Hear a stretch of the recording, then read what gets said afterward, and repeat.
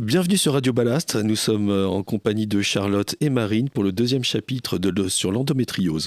Aujourd'hui nous allons donc voir l'impact sur la vie sociale, sur la vie professionnelle et sur la vie perso en général, tout ce que ça impacte et voilà, tout ce qui en découle. Alors moi j'ai beaucoup de patientes qui viennent me voir à ce propos. Souvent l'un des premiers motifs, alors forcément c'est les douleurs comme on l'a vu sur le premier enregistrement, mais c'est surtout en fait ces douleurs au moment des rapports. Nous on appelle ça des dyspareunies, mais clairement dans la vie d'une femme ça joue énormément. Ça c'est vraiment la première chose et on va avoir du coup des patientes qui vont s'empêcher de faire du sport, d'avoir des activités à cause de ça, parce que vraiment l'endométriose, c'est pas une journée où on a un peu mal au ventre. Ça peut être 7, 8, 10 jours où on est en position fétale dans un lit parce qu'on a des douleurs.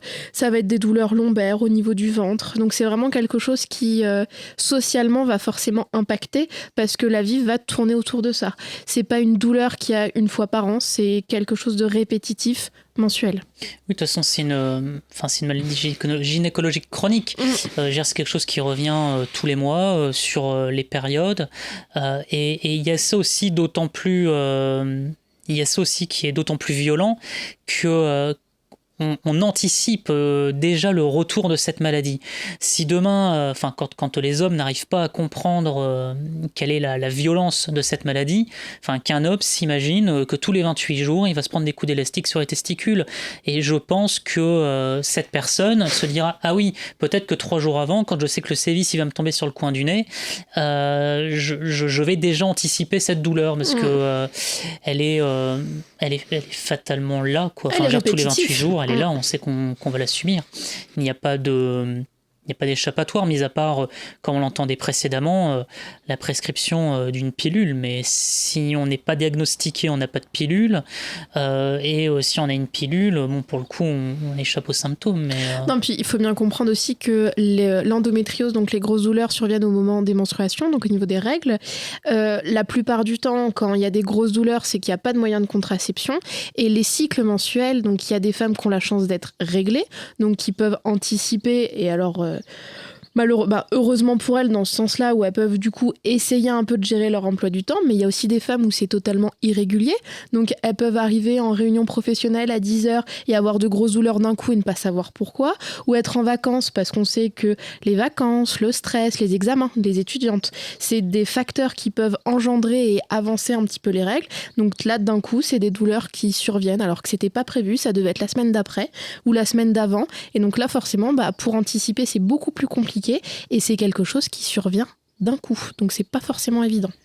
Et parmi les témoignages qu'on va réécouter, qui sont les 3 mêmes collègues que précédemment, Sherazade nous témoignait que ses parents en fait adaptaient les vacances à ces périodes, puisque compte tenu des difficultés que ça représentait physiologiquement pour elle de pouvoir prendre l'avion et d'être assise le temps du voyage, les parents ne pouvaient pas voyager avec elle, donc ils différaient le départ. Donc il y a un impact social qui est réel, et puis forcément les femmes ont leurs règles pendant 30 ans, 40 ans, suivant l'âge à laquelle elles sont réglées et l'âge à laquelle elles sont ménopausées.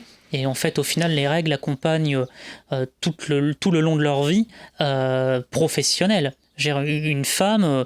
tout le long de sa vie professionnelle, les règles seront là à l'accompagner, et une femme souffrant de l'endométriose, forcément, sera une femme souffrante au travail à cause de cette pathologie si elle n'est pas endormie, on va dire, avec le traitement. Tout à fait.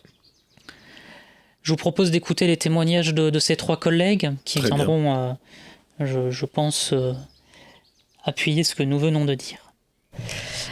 Alors, dans un premier temps, sur ma vie personnelle, donc clairement, ça a gâché ma scolarité parce que beaucoup trop d'absence. Ensuite, j'ai raté énormément d'opportunités de voyage. Quand on rencontre des personnes, on a envie de...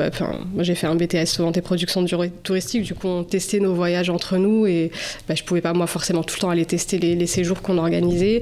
Donc, j'ai raté des opportunités de travail à l'étranger. par peur que ça m'arrive et que voilà le blocage au niveau de la langue. Et donc voilà, c'était beaucoup enfin, dans ma vie sociale en tout cas, j'ai pas pu être présente à chaque événement ou ce genre de choses par rapport à mes amis, mon entourage, parce que voilà, je pouvais pas me tenir debout pendant ces périodes-là. Ensuite, au niveau professionnel, donc lors de mes anciens, notamment ma dernière expérience professionnelle avant d'entrer à la SNCF, j'ai énormément d'absences. Du coup, donc on me le reprochait souvent. Je pouvais pas forcément dire la raison, donc je mentais beaucoup. Et puis, au bout d'un moment, avec les collègues, c'est toujours la même qui est absente. On ne sait jamais pourquoi. Elle invente. C'est une maladie imaginaire, ça, on me l'a déjà dit. Voilà, et là, depuis que je suis entrée à la SNCF, je n'ai jamais dit les raisons, mais à plusieurs reprises, j'ai dû poser des congés. À savoir que si je savais qu'à cette période-là, je serais en découché, je posais en fait le découché parce que c'était pas possible de supporter ça. J'ai dû arrêter des journées de travail plus tôt. C'est-à-dire que je partais en ligne et je demandais à rentrer parce que, en plein milieu de ma journée, de couper ma journée parce que je ne pouvais pas continuer.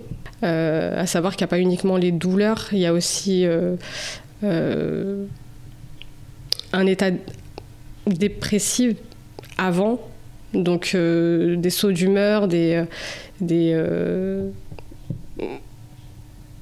surtout que nous, on est beaucoup en contact de la clientèle, donc... voilà, il y a des jours où je me sentais pas du tout, pas par rapport à l'état de mon train, mais par rapport à moi, d'aller au contrôle ou ce genre de choses. Et surtout rester debout dans les trains sans pouvoir s'asseoir, parce que ça pose aussi des problèmes quand on s'assoit. Écourter des journées de travail. J'ai eu très souvent des absences à l'école, où j'ai eu beaucoup de règles douloureuses où j'ai même pas pu me lever de mon lit, donc très souvent absente à l'école.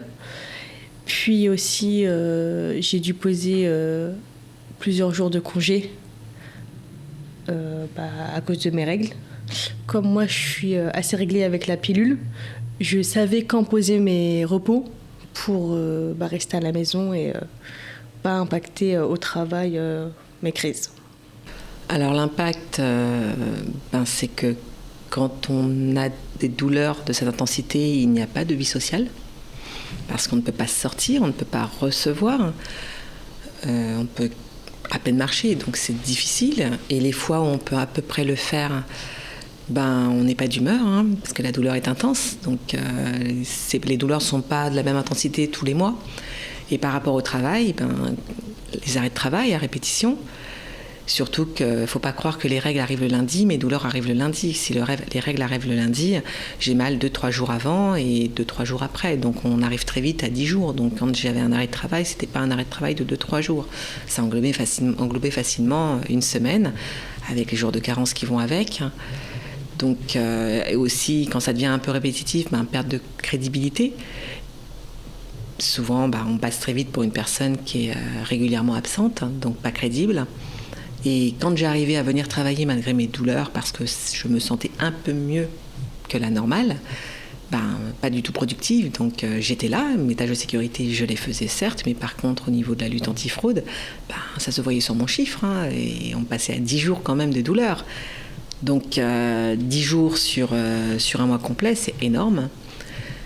Donc ça s'est fait ressentir, et vu qu'en plus en prenant de l'âge, les douleurs devenaient beaucoup plus intenses, donc en prenant de l'âge forcément moins productif sur les trains. Et toujours par rapport au travail, c'est compliqué pendant ces règles de trouver des toilettes propres surtout. Et dans le train, il faut dire la vérité, niveau hygiène, c'est pas génial. Et pour pouvoir se changer, parce que quand on a, dans mon cas, des règles abondantes, c'est pas une serviette qui va durer 3-4 heures. Je les change si j'ai de la chance, toutes les 2 heures. Et c'est pas des petites serviettes à All-West qu'on trouve dans les supermarchés, dans les grandes surfaces. C'est vraiment les grosses serviettes, au point où quand je partais en RHR, je ramenais une serviette foncée pour ma douche. Parce que des règles abondantes, forcément, on sort du bain, ça tâche tout. Et j'emmenais jusqu'à une alaise et plusieurs serviettes hygiéniques pour pouvoir être sûr que ça ne déborde pas. Pourquoi ? Parce que déjà les gens n'aiment pas, par respect pour les femmes de chambre, parce qu'un lit taché de sang, ça fait pas plaisir. Et même moi, je me sentais mal à l'aise parce que moi, j'ai pas de tabou, j'ai pas de difficulté à en parler. Par contre, il faut être réaliste. C'est un sujet complètement tabou. Les règles des femmes, personne n'a envie d'en entendre parler. Donc, et concernant les médicaments éventuels, la plupart sont inaptes sécurité. Souvent, les médecins voulaient me donner de la maline. Ou bien du Codoliprane, c'est très gentil, mais dans ce cas-là, il me faut un arrêt qui va avec. Donc, quand les douleurs étaient insupportables, je prenais de la maline, j'ai appelé le travail pour dire je ne venais pas. Les douleurs s'étaient estompées grâce à la maline. Par contre, j'étais inapte sécu, donc je ne devais pas venir. Et quand j'ai commencé ma FIV, j'ai fait la plus grande partie de ma FIV sur l'été, et un été très chaud, au mois de juillet. Et je me retrouvais avec des sacs isothermes à surveiller la température pour faire mes injections dans le train, donc désinfecter et faire mes injections. Donc tout ça pour rester encore professionnel, parce que pour embêter le moins de monde possible, parce qu'on est forcément mal à l'aise, parce qu'au début on parlait pas. Moi c'est bon, on m'avait diagnostiqué l'endométriose, mais on parlait pas de tout ça, et tout ça était encore inconnu, donc les gens n'étaient pas sensibles à ce genre de problème. Donc impossible d'avoir un peu d'humanité face à mes petits soucis, on va dire, de femme, parce que tout le monde s'en fiche un petit peu. Alors moi, je vais rebondir. Il y a quelque chose qui m'a marqué. C'est effectivement le après-douleur. Parce qu'on est vraiment focalisé sur la période de l'endométriose où c'est très douloureux. Et chez cette femme, juste le dernier, elle explique bien qu'il y a la phase de douleur. Puis après, il y a la phase où le corps, il récupère. Donc il y a nous, ce qu'on appelle de la fatigue chronique, donc de l'asthénie chronique, où effectivement, en fait, le corps récupère comme une maladie lambda, la gastro. On a 3 jours de gastro où on a la maladie, et puis le lendemain il faut au moins 24-48 heures pour que le corps récupère. Et ça, c'est vrai que sur l'endométriose, il y a réellement ça. On peut pas avoir 10 jours à avoir besoin de morphine et puis que le lendemain on soit super productif dans la société. C'est juste pas possible. Ouais, totalement, oui, c'est complètement ça en plus. Et puis cette fatigue physique, effectivement, c'est après les douleurs. Oh ouais, tout à fait. Il y a vraiment cette douleur et après cette fatigue qui est présente et qui marque. Et comme le dit le dernier Vanessa. témoignage, Vanessa, c'est tabou, quoi. Et ça, c'est un gros souci parce que c'est un problème de femme et malheureusement, les règles, le sang, c'est tabou. Notre profession, nous, des fois, lutte un peu sur des images toutes bêtes à la pub. Les publicités, quand on voit les pubs sur les serviettes hygiéniques. Et du sang bleu. Voilà, c'est du liquide Oui. bleu, c'est même pas du sang. Pourquoi ? Où est le problème ? Donc ça a un peu changé récemment. Ouais, c'est en train de changer. C'est en train de changer. Ouais, tout à fait. Mais voilà, il y a une mouvance qui est en cours et qui est plutôt belle, mais qui est réellement nécessaire parce qu'il y a encore beaucoup de boulot. Et c'est en train de changer. Je crois de mémoire, c'est la marque Always qui avait fait un travail dans le métro de Londres. Il y a des agents qui tous les jours mettent à jour un tableau blanc, donc ça s'appelle All of the Board, si j'ai bon souvenir. Et en fait, avec Always, ils avaient effectué un partenariat où en fait ils avaient fait un tableau blanc où ils représentaient une serviette périodique, et où en fait ils expliquaient qu'il n'y avait pas de tabou à avoir, que c'était un sujet tout à fait normal, qu'il n'y avait pas de honte. Et ils renvoyaient vers le site justement de la marque qui réalise, j'ai été consulter le site internet, qui effectivement réalise un travail de pédagogie, notamment dans des pays en développement ou même dans des pays développés, parce que on parle de l'Angleterre, aujourd'hui on peut parler de la France. On a un travail de pédagogie effectué sur ce sujet-là et qui donc essaye de changer un petit peu les mentalités sur cette espèce de honte, ces petits problèmes, comme disait Vanessa à la fin de son interview, ces petits problèmes de femmes et qui encore une fois ne sont pas des petits problèmes et pas des petits problèmes de femmes. Mais non, surtout ça a un gros impact. Un gros impact sur la vie sociale, sur tout, sur absolument tout. Oui, et comment un conjoint peut se sentir indifférent de ça ? Comment quelqu'un qui dit aimer sa partenaire, que ce soit une union libre, un pax, un mariage, peu importe, comment peut-il se sentir désintéressé de ce sujet ? Et effectivement, ces témoignages posent aussi l'impact sur la vie sociale.